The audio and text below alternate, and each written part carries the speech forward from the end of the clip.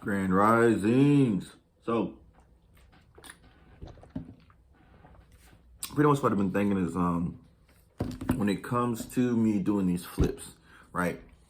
So the flips for me are a great vehicle for me to get other investors to invest with me or alongside me, for them to learn the game, so to speak, and for me to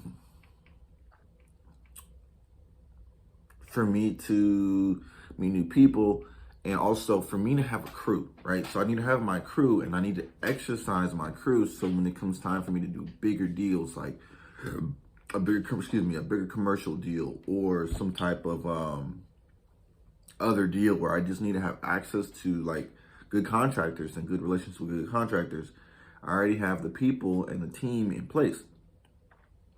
So that's why I believe going forward in the future, I just always just need to have at least one flip going, no matter how slow or how fast it is. That way I'm at least like, I got like my ears to the street, so I can be like, okay, these are the people who I know who are consistently working on the flip for me. This is my crew who I'm working with. And in that way, whether it's here or, let me get to this next, where if it's here, I can always just have them on speed dial. The other thing I've been thinking about is when it comes to this,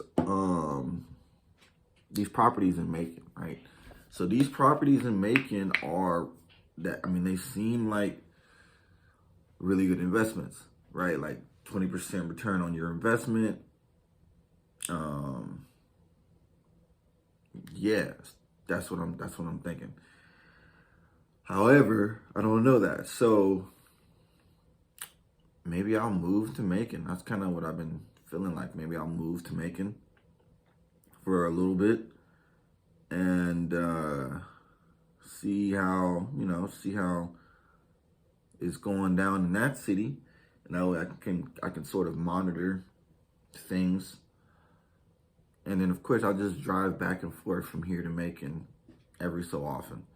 But in reality, I'll live there for a little bit. Then I'll start buying up a little bit more property over there. Kind of like I'm building a base. And then once I get to a point where it's like, okay, I got, I don't know, enough property for me, then I can move back, or maybe even move somewhere else. Like I was even like going so far as like, what if I was to move to Savannah? So then that way I cut a path through Georgia. So like here I am in Atlanta, then I'm in Macon, then I moved to Savannah, and Savannah is a port town. So any type of thing to do with like imports, exports, water travel, the beach, I'm already I got my ears to the ground on that. Not to say that, like, yeah, just in case if I ever do any like importing, exporting, I could just, I'm like, I'm at the fourth busiest boat, like, what was it, like cargo dock in the world, which I looked that up yesterday. I'm like, man, if they're the fourth busiest one, I had just seen some, that's pretty impressive for Savannah to be as affordable as it is when there's that many billions of dollars of product from China, from Greece, from Japan, from Singapore going through its ports every day, every year. And I was just looking at like some news article was saying that because of, I don't know, restrictions on the logistics industry, that like now Walmart, Amazon, Home Depot are now chartering their own boats to ship in their product from overseas. So that's a legitimate concern.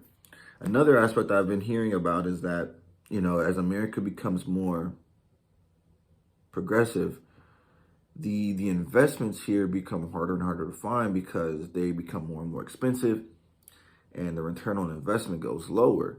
And so at that point, that's when it's time to invest in other countries. And my people that I've learned to invest from, I've always recommended that you invest in other countries, because investing here in the Americas You get paid in US dollars and you invest in US assets. That's what could be riskier. But if you already get paid in US dollars and then invest into foreign assets or foreign companies, you're diversifying your risk or your portfolio because they're not tied in the same way. So me having access to a city where like they already have ports to all, like most of the world, especially like China, Singapore, Japan, I think Greece, Ireland. I mean, it's the Atlantic Ocean, right? It's the east coast of Americas.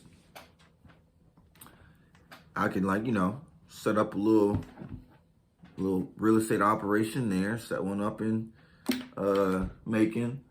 And this is like rentals, by the way. And then I'm up here in Atlanta, and then just keep the flips going. And I got investors in these like pockets. And then from there, I mean, like I could really go and do whatever I want, because I mean, there's some smart people here in Atlanta, but I don't feel like maybe there's enough smart people. I don't know about Macon. There's definitely some colleges in Macon, so and then also there's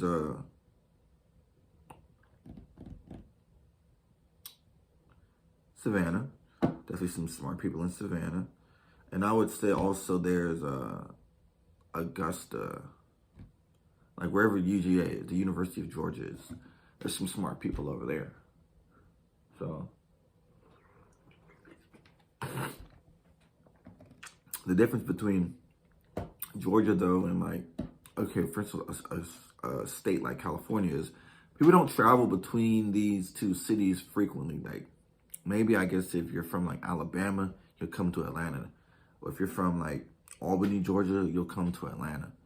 But people aren't like from Atlanta going to these places. Even though they could, even though maybe, people are just as intelligent or smart anywhere. So I think for that reason, there's like a disconnect in the talent pool. Besides that,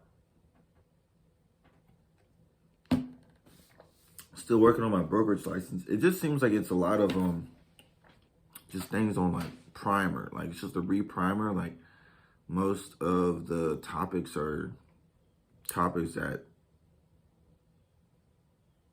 I already have like discovered or explored, so to speak.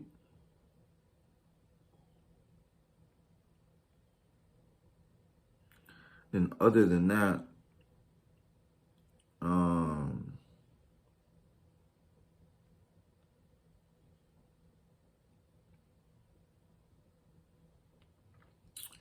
let me just get these bolts for this from a Mustang. Probably jog to the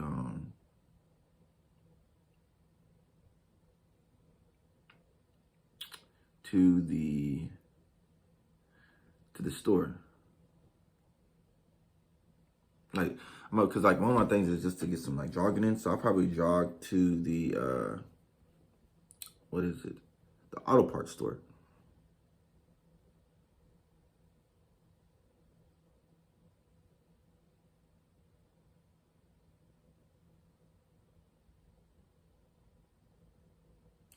Other than that,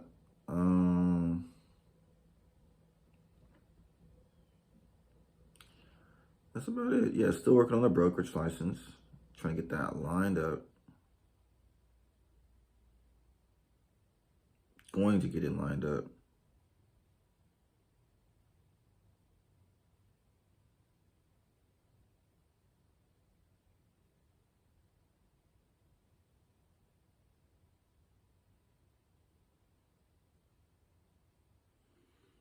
Okay.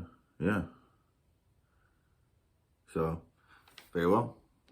Anything else to talk about? No. Very well.